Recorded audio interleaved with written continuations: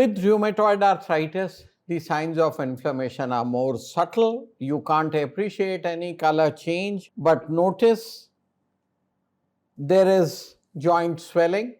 The groove between the MP joints is obliterated.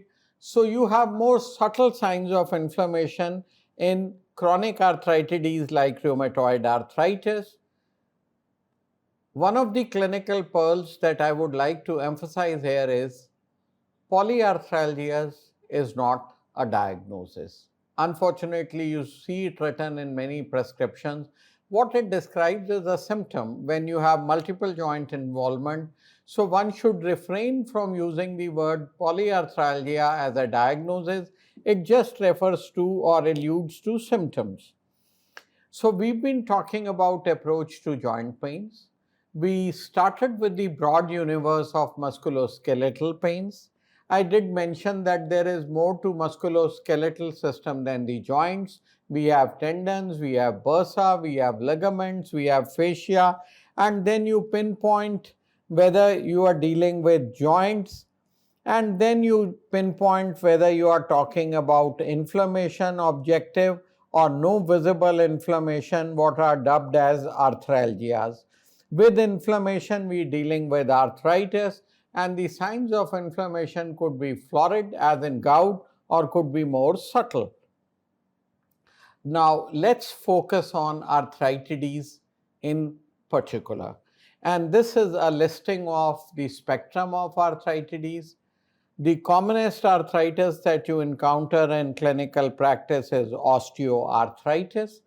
By its nature, it's non-inflammatory, and you categorize your arthritides into non-inflammatory, flagship disease osteoarthritis.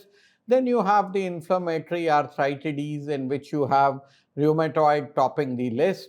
Then you have psoriatic arthritis, gout, the spondyloarthritis, infections in our country, tuberculosis, and lest we forget, children too can get arthritis, juvenile idiopathic arthritis, and inflammatory bowel disease, so on and so forth. One of the fundamental things on bedside is to differentiate inflammatory from non-inflammatory joint disease, and I have already alluded to this fact that osteoarthritis is the prime example of non-inflammatory joint disease. Morning stiffness is less marked in non-inflammatory conditions, less than 30 minutes. There is activity related pain. With rest, the patient feels better. In contradistinction with rheumatoid arthritis, activity loosens the joints. The patient is more stiff in a resting position. Morning stiffness is more marked.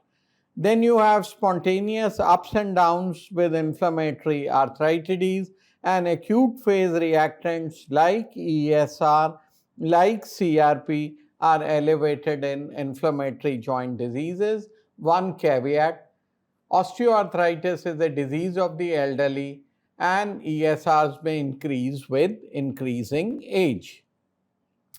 So we come to this template. We have narrowed down the possibilities. We started with musculoskeletal pain. We talked about arthralgias and arthritis. Now we've reached a stage when we know we're dealing with arthritis.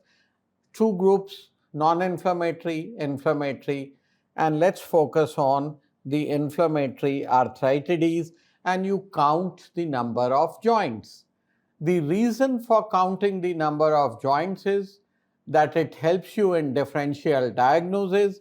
When you have a single joint being involved, that's called monoarthritis. Oligoarticular disease or polyarticular diseases, involvement of 2, 3 or 4 joints, and by definition, when you have 5 or more than 5 joints being affected, it's called polyarthritis, and this bedside tools helps you to narrow down the differential diagnosis. When you talk of monoarthritis on the bedside in clinical practice, we are referring to a single joint involvement. The two important causes are infections and crystals. Infections could be acute infection like septic arthritis, or a chronic infection like tuberculosis, and the commonest crystal arthritis is gout. These are some examples. This is gout affecting the forefoot, and you can see the color change. This is gout affecting the big toe, podagra. This is the forefoot. Any part of the foot can be exquisitely painful, and there are some clinical pearls. Gout, by its nature, most often causes monoarthritis, may occasionally be oligoarticular. Very rarely it is polyarticular. So, polyarticular gout is uncommon in clinical practice. Gout is rare in premenopausal women, and the serum uric acid, which is used as a surrogate for the diagnosis, the gold standard is crystal identification, may be normal during an acute attack. The clinical correlate of this is, if you are confronted with polyarticular disease in a premenopausal woman, one should be reluctant to order uric acid. So, gout is a monoarticular disease, occasionally oligoarticular, affects males predominantly. In women, it affects postmenopausal women. So, if you have a premenopausal woman coming to you with multiple joint pains, you should order uric acid only if you have cogent reasons.